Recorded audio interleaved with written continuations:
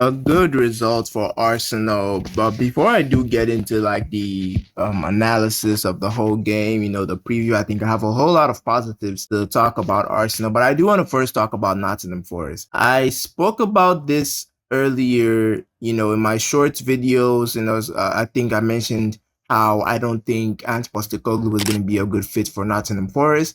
And this is not me saying that maybe Nuno Espirito Santos would have gotten a result against Arsenal. I think maybe he would have still lost based on the way Arsenal played today. I think Nuno would have still lost if he was in charge. But you can kind of see, the movements, the players, the style of play in Nottingham Forest. I know people are going to say, it's a bit early to kind of judge how Nottingham Forest are playing. But my point is, looking at how Ange was handled in Tottenham, there's a whole lot of, disorganization going on in Tottenham. He had some issues with the fans. He had issues with players. He had issues with, not necessarily the owners, but he was kind of a character. And to be honest, Nuno had a better season than Ange last year.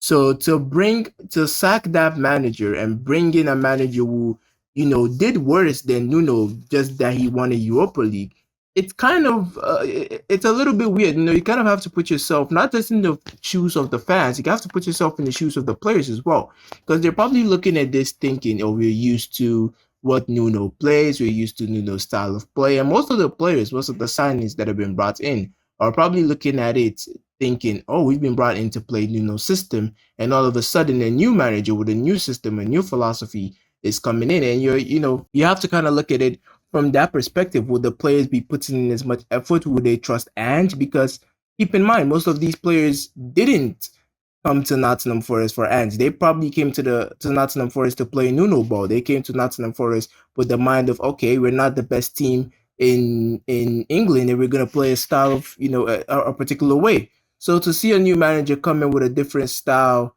is a little bit kind of weird. So I don't know. Again, I'm still on my stance that I don't think it's really gonna work for Nottingham Forest, with the whole Ange thing. And it's kind of also given the vibe that he has only been brought in to win the Europa League that they are in. And it's, if that's the goal, what happens if Nottingham Forest get knocked out of the Europa League? What's going to happen? Is Ange still going to be in a job? Is he going to get sacked? And if that's the case, you're kind of also looking at the owner like, what are you doing?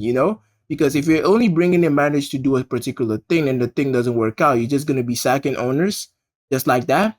So yeah, it is a little bit weird, but yeah, let's see how things go. Again, it's very early days, but the signs don't really look good. I think we probably would have seen a lot better from Nottingham Forest if they had Nuno in charge. Again, I'm not saying that they would have won this game, but I am saying probably we would have seen a better performance from Nottingham Forest. I don't think they were ever in the game. I don't think they had any great chances. Even going forward, counter-attacking, they didn't even look that good. And that's not really straight you assigned to Nottingham Forest based on what we saw last season, especially when it comes to counter-attack. So there's that for Nottingham Forest. But going on to Arsenal, improvements. Definitely massive, massive improvement. It's I wish I saw this against the Liverpool. I really do. I really do wish that I saw this against Liverpool. I wish I saw more of what I saw today in that game against at Anfield. I think they probably would have gotten a result. Madueke, I mean, he's looking like a brilliant signing for Arsenal so far. My man of the match, his movement, I don't think he got an assist, but his movement, his dribbling, he's taking on players. This is what I kept saying about Martinelli. I think when Saka comes back from his injury, I think Madueke is going to go to the left-hand side, and Madueke on the left, Saka on the right. It's going to be a dangerous wing play from Arsenal. So definitely he looks like a steal, to be honest. He really, really does look like a steal for Arsenal. And definitely, you have to give props to Arteta for spotting that and getting that play. I think there was a petition for Arsenal fans, not to get Madueke. And I'm sure they're probably looking back at that now and thinking, yeah, that was, yeah, it wasn't a good idea. So definitely, Madueke, I think from minute one, From minute one to the time he got subbed off, he looked like their best player on the field. I think Viktor Gyökeres, not really gonna say much about him. He is. I said this in the first game. He is gonna improve as matches go on.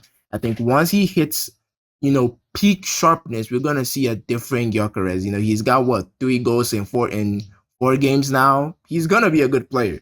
He's definitely gonna be a good player, and he's looking sharper. He's definitely looking sharper as the games go by. We're seeing the Gyökeres you saw from Sporting, moving from the wings to the center and back to the right wing. I think the chance he got where we hit the bar, he moved from the wing, laid the ball off and was still moving, went on to the right wing and got an opportunity to hit a shot, and he hit it off the bar. So Gyökeres definitely is gonna be a good player for Arsenal. If they can feed him the ball like Eze did to get his first goal, he's definitely gonna be a good player for them. Martin Ødegaard. I look at Ødegaard and I'm thinking he's not gonna be a part of Arsenal's future.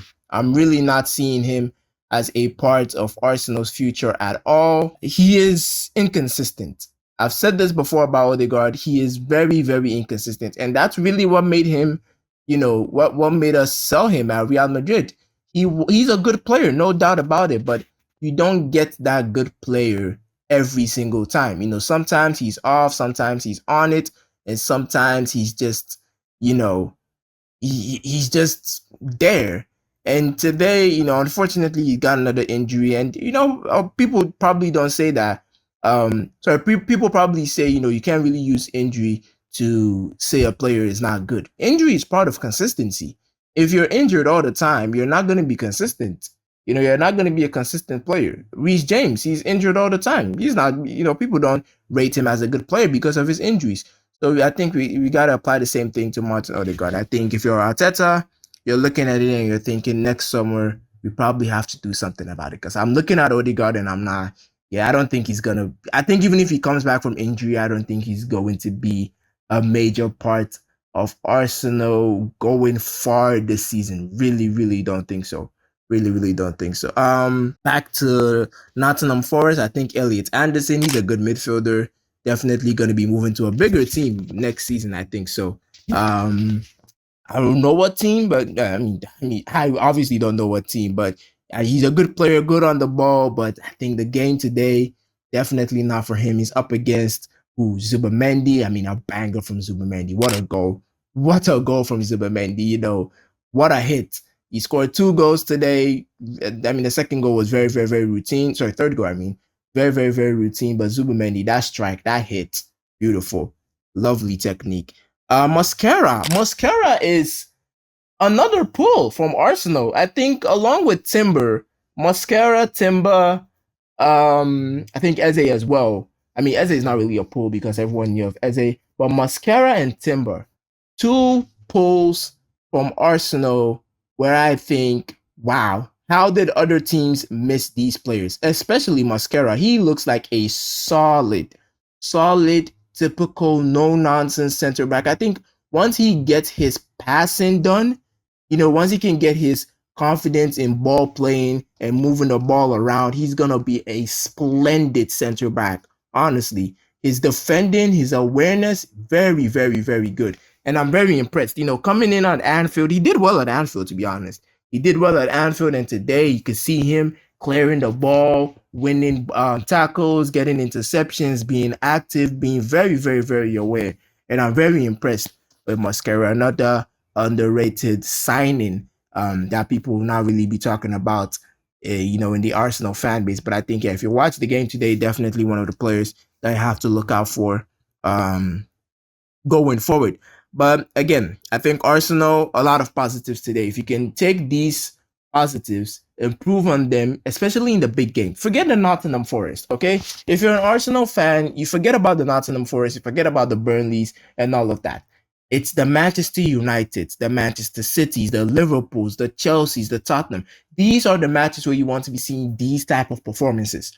You want to be seeing these performances where Madueke is going at his, defender. You can see players like Eze cooking, Timber cooking. You need to see these type of performances in the bigger games, because those are going to be the games that are going to be important. If you can't beat Liverpool. It doesn't matter if you beat Nottingham Forest or Burnley. If you can't beat Manchester City, it doesn't matter if you beat Sunderland or Leeds. If you can't beat Manchester United, it doesn't matter if you beat any other teams in the lower tiers, because you're going for the league. You need to be beating the contenders for the league. I think Arsenal are going to do well against the smaller teams, but you need to be doing a lot better against the bigger teams. So definitely, I want to be seeing more of this Arsenal against the bigger teams. When you come up against a Liverpool, at the Emirates the next time they meet, but when they come up against Manchester City, Chelsea, Tottenham, all these teams that are in contention for the top four, you need to be putting in these type of performances.